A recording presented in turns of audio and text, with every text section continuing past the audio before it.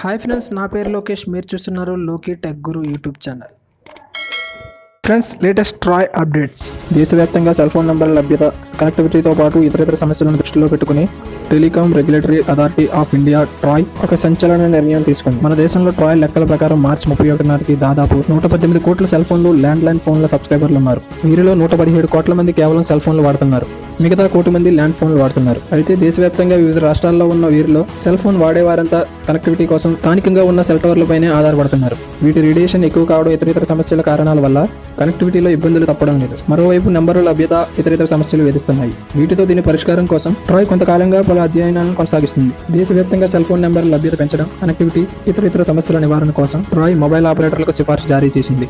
ఇందులో ప్రస్తుతం 10 అంకెలు ఉన్న మొబైల్ నెంబర్ స్థానంలో 11 నెంబర్లు ఉంచడం, కొత్తగా జారీ చేసే నెంబర్లు కూడా 11 అంకెల్లోనే జారీ చేయడం, అదే సమయంలో వీటిని 9 అంకెతో ప్రారంభం అయ్యేలా ఉంచడం వల్ల ఈ మార్పులతో దేశవ్యాప్తంగా 1000 కోట్ల కొత్త మొబైల్ నెంబర్లు అందుబాటులోకి వస్తాయని ట్రాయ్ సిఫార్సు చేసింది.